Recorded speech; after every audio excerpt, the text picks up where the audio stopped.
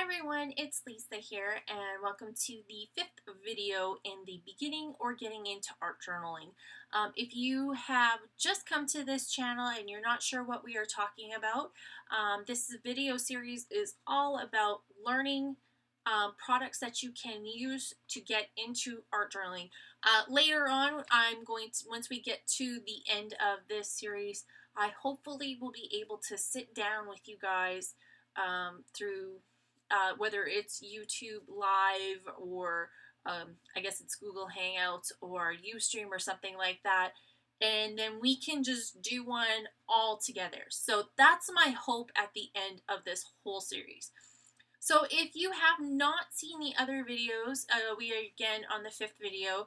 The first couple videos, or the first 4 videos, we've talked about books or kind of things that you're going to do your art journaling on, tools, mediums, what else? Paints. We've talked about acrylic paints. So if you haven't checked those other videos out and you've got to this point, I would suggest you go back and start at number 1 in case you aren't 100% sure of things that you can use, or go back to them at a later time. So today we are going to talk about watercolor. Oh, but before I do, I want to say thank you to everybody who has been leaving comments. You guys have been putting a lot of information below in the comments of either things that I've missed or ideas of things that you can use for tools. I know somebody mentioned about a stencil material where you could use it on your silhouette to cut out your own stencils, which is an amazing idea. So thank you so much. So you might want to go back and check those other videos out, maybe, you know, at a later time, and just see what kind of feedback there is, because it's been amazing. And thank you so much for the comments. So we are going to talk again all about watercolor. And like, when I mean watercolor, I mean a water-based product that reacts with water. So whether or not at the end it might be permanent, but at the meantime, when you add water, it flows, or it gets like a watercolor-like consistency, that kind of very cloudy and very imperfect line and it's very translucent. So that is what we're talking about when I talk about watercolor. So not necessarily the watercolor paint as per se, but water-based mediums, if that makes sense. So we are going to talk about a couple things that you probably already have in your stash that you could probably use just to help you get that watercolor look. Now, the one thing I'm going to say is, before we get involved into each one of these products that I have laid out, when you're using watercolor paper, you want to use something like watercolor paper, or like the Dilutions journal, or something like that, that will absorb the watercolor or the water medium and not buckle, or not kind of saturate the page and then seep through to the back side. There is a medium that you can use. For example, my one sketchbook, which I showed in the very first video, is a very thin sketchbook. So the paper is maybe 60 pound. It's very thin. It's very fragile. It rips very easily. But if I put a medium on top, and it is the Golden brand absorbent ground, I can put that on top of my pages, and then I am going to create a watercolor paper based with just that medium alone. I'm going to see if I can find it real quick.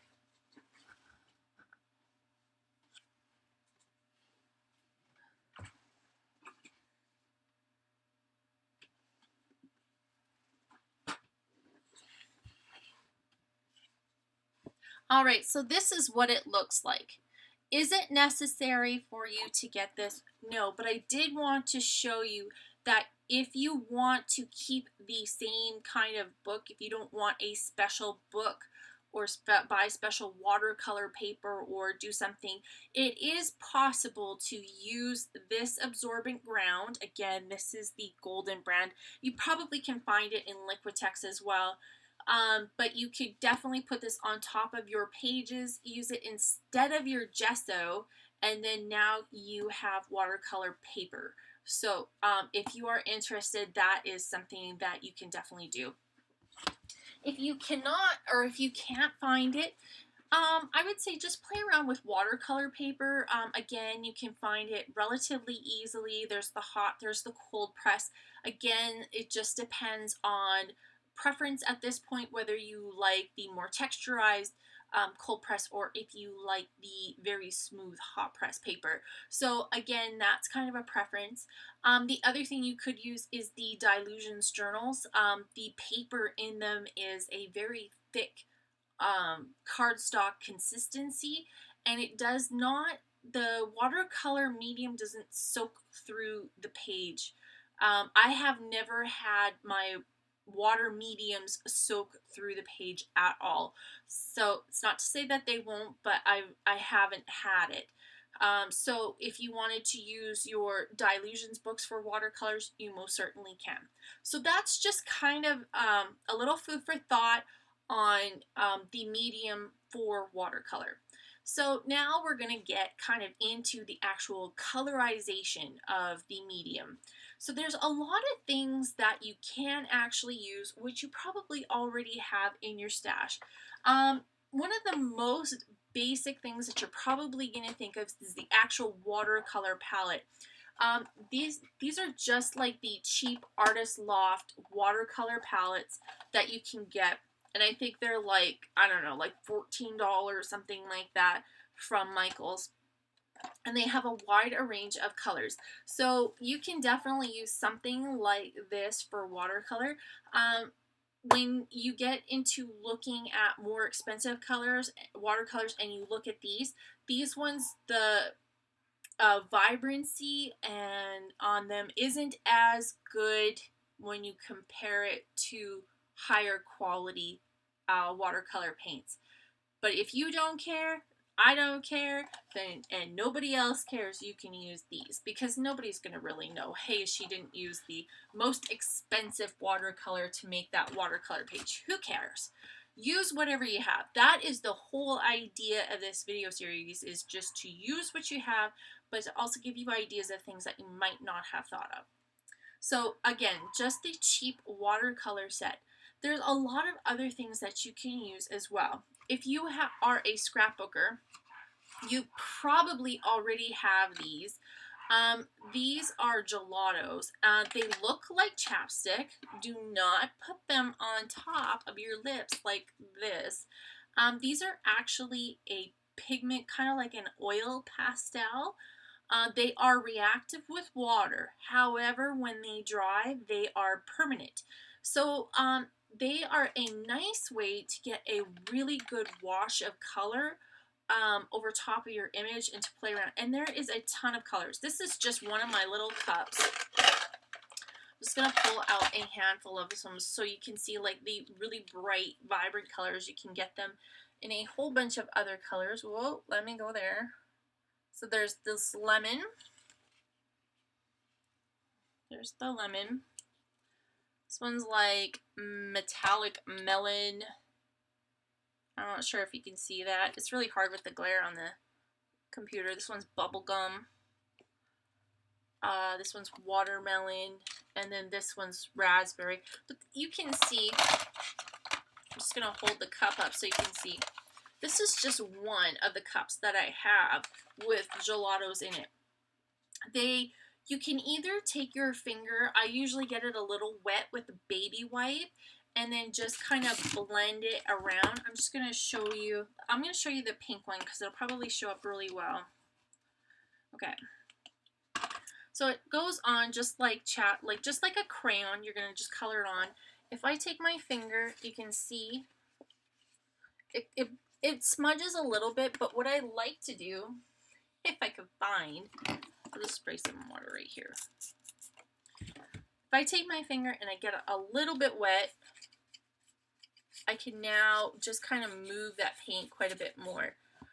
So that is a really, really nice way to get that watercolor. You can also cut off a little bit of these gelatos and mix them in with water, and you can kind of create your own watercolor paint. And then you can also take that water that you made with the colorization with the gelatos, and you could put it actually into a sprayer and then create your own mist. There's a lot of fun things that you can do with gelatos. So that is another thing that you might already have in your stash. Sprays. That's another thing we're going to talk about. These sprays, if they are water-based, most of them are water-based. Most of them will still remain reactive with water. Some of them will dry permanent and will not be reactive with color. The only ones that I know that will remain permanent are these ones, the Ranger Tim Holtz Color Wash, the Adirondack colors. You can use these actually on fabric, and once you spray them and you set them, they will stay that way. So they are a good way to kind of like preserve color. If you're looking at maybe doing a canvas and you want the color to stay into the canvas, this is a good way to do it. And these dilutions sprays, let me just get a little closer. That is the Tim Holtz Adirondack Color Wash. So these are the dilution sprays, which are very, very vibrant colors. And these will remain reactive with water. What does that mean? That means if I spray the color down and I let it dry, if I was to mist water over top of it, it will react with the water and kind of create water droplets, or wherever the water was, it will react with that medium, and it'll just kind of like, it's almost like it pushes the ink out, if that makes sense, or it takes the ink away. So these are very, very reactive with water, and you can do a lot of fun techniques with these by removing color with a little bit of water. So there's a ghosting technique that Diane Reevely does with removing color with a stencil. So those are the dilution sprays. A couple other sprays you probably already have in your stash. If you are a scrapbooker like me, you probably already have the Heidi Swapp Color Shine. This has like a pearlescent, it has like it says right on the bottom, it says iridescent spritz. You could use these as well for sprays. They're just going to have a shine to them. So if you don't like a shine, then these are going to bother you. But if it doesn't matter and you're just looking for color, most certainly you can use these. The other thing I was going to mention with all of these sprays is you could pour them out into a little palette, and with a paintbrush you could use them as a watercolor. So don't feel like you have to use these as a spray. There's a lot more that you can do with them than just spraying them. So that's the Heidi Swapp Color Shine. There's a lot of other ones out there that do actually have like a mica or like a glitter kind of effect to them. There's the Lindy Stamp Gang. There's that one, says the Starburst. There's the Tattered Angels, the Glimmer Mist. Look, I saw the tag on that one. There's also the Color Bloom sprays by Prima. So these ones all have like some sort of glimmer in them. So you can again use them as a watercolor and paint with them with a paintbrush, but you're just going to have that pearlized or shining look to it. If you're okay with that, I'm okay with that. And there are some times where you might just want that little bit of power, that little bit of bling. So just as long as you're aware of what those do, you know, that's kind of what you want to make sure you're aware of. Are those reactive with water? I'm not 100% for sure. I don't want to tell you that they are because I don't know, and I don't want to lead you down the path. I would say experiment with them and see if they are. Even if you just did it on a tag, spray them, let them dry, and then just put just drop a couple little drops of water on top of them and just see if they react. So that way you know 100% for sure if they are reactive with water. you might want them to, but you might not want them to all at the same time. So with that being said, just beware. A couple other sprays that I forgot to mention is there's also the Mr. Huey Studio Calico in a couple different colors. I think they still make these, I do believe. These ones do not have a shine to them. They are more like a matte finish. And a little bit, they do have some bright colors. I have a lot of more of the subdued ones. So there is also these Hero Arts daubers. This is what they look like. I have the pale tomato one here. These ones are basically ink inside of this little dauber, and it's got the little daub top on top, like it looks like a little bingo dauber. And I'm just gonna like smack it down on this little piece right here. You can see you can create like little splotches of color. And you could again use this as a watercolor. I believe when these dry, they are going to be permanent, but I'm not 100% for sure on that. But again, I just wanted to mention it because you might have these in your stash. So that is pretty much it for sprays. Again, there's a lot of things that you can do with them besides spraying them on the page. You could spray them through stencils. You could spray them, use them as, what I have done in the past is if I want to kind of create a watercolor effect with a stamp, I will spray onto some wax paper with the color I want, dip my stamp in it, kind of stamp off a couple times, and then stamp onto the page. And that's going to kind of give you that watercolor effect to your stamps. So just going to move those out of the way. The other thing you can use, which I thought about this and I'm like, oh my gosh, I have to do this. If you're like me, I'm going to show you. This is disgusting. These are all reinkers. Whether it's for Tim Holtz, whether it's for Close to My Heart ink, whoever it's for, these are all reinkers. So, don't judge, don't judge.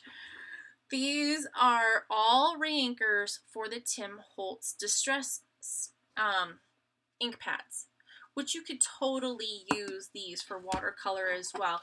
Just, kind of put on them on the craft mat, just spread some color around, add some water to them, and you could definitely use those as a watercolor as well. So that's another thing you can use for watercolor.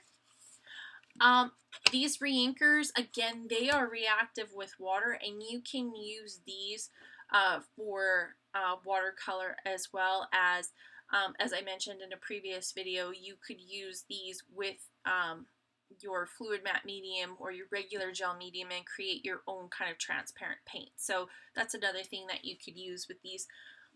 So again, you could put these into a spray bottle and you could spray with them. These are going to be reactive with water, so if you spray over top of it with water, you are going to kind of have that reaction where they kind of push the water away. And they're available in tons of colors. You can kind of play with the intensity of how intense you want that color by either adding more water or less water. I haven't tried it with the Close to My Heart reinkers, but I would imagine it's the same thing. They're all dye ink and they're all water-based. So that's something else you could probably use, which you already have in your stash. Another thing, don't judge. I have all these distress stains, which I totally need to use. So these distress stains, again, are by Tim Holtz. This is the picked raspberry color. You could, again, use this the exact same way we've talked about everything else. You could put it into, what you do is you can take this top off, pour it into a sprayer, and you can use this as spray mist.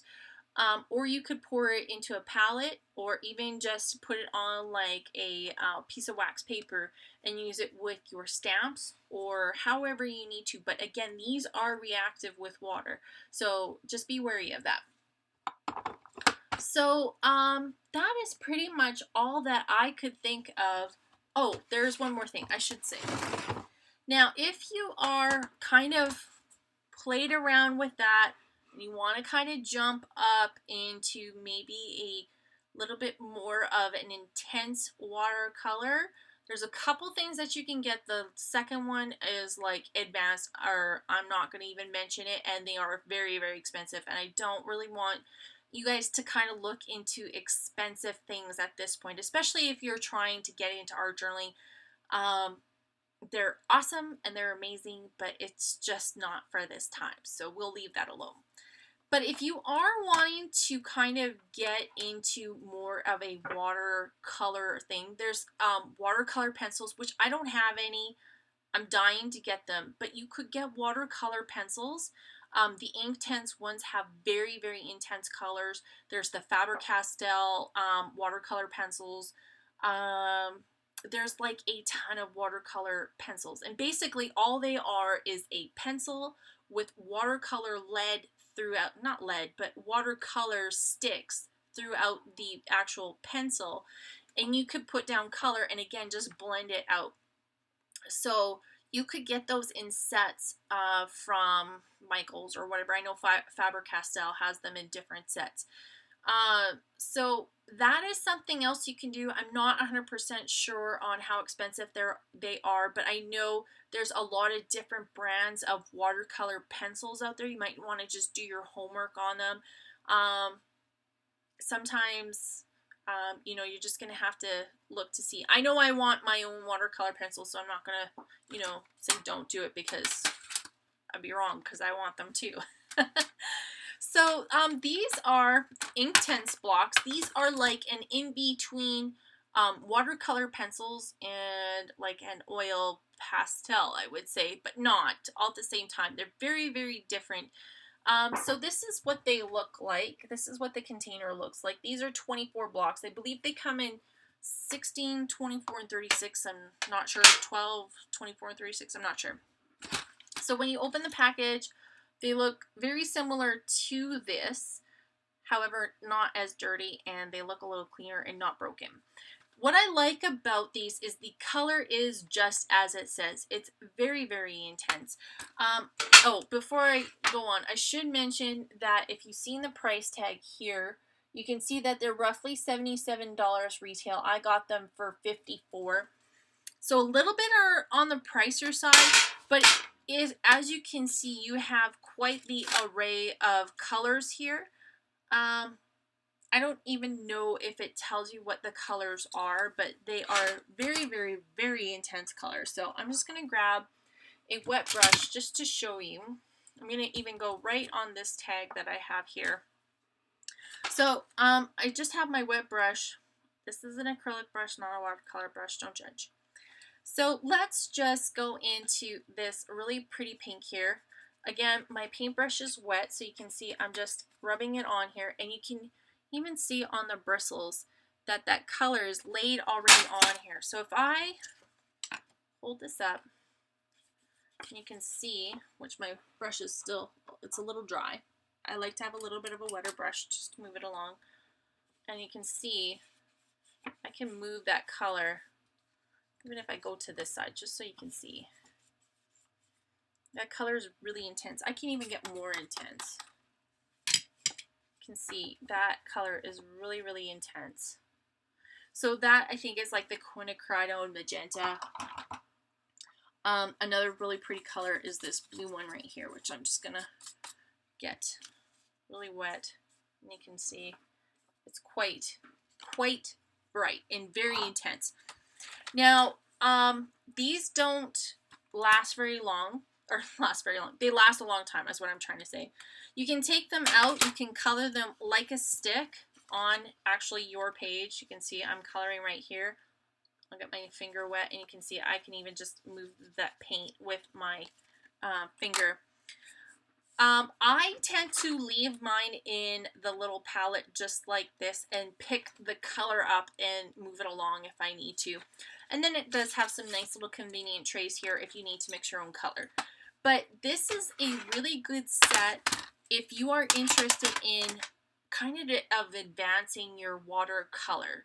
Do I recommend you get this to start off with? No. But if by the time you've played around with watercolor and you want to kind of advance a little bit farther, I would say start off with the watercolor pencils or even something like these Inktense blocks. I think you'll get a lot of love out of them before you can even advance onto the next stage. So with that being said, that is it for the kind of lesson on paints. That's all I can think of. If there's any other paint that you can think of that is a water-based, which there's tons of them out there, and I know I missed a bunch of acrylic paint, and I know I missed a bunch of watercolor paint. If you have any questions, please leave them below, and if you do like this video, please give it a thumbs up so we can boost it up in the ratings. And then tomorrow we are going to come back and we are going to talk about stamps, and we're going to talk about probably pens or something to write for your journaling. So we'll see if we can get all the stamps in and the pens in all at one video. So thank you so much for watching and continuing this video series, and I will see you guys next time. Bye!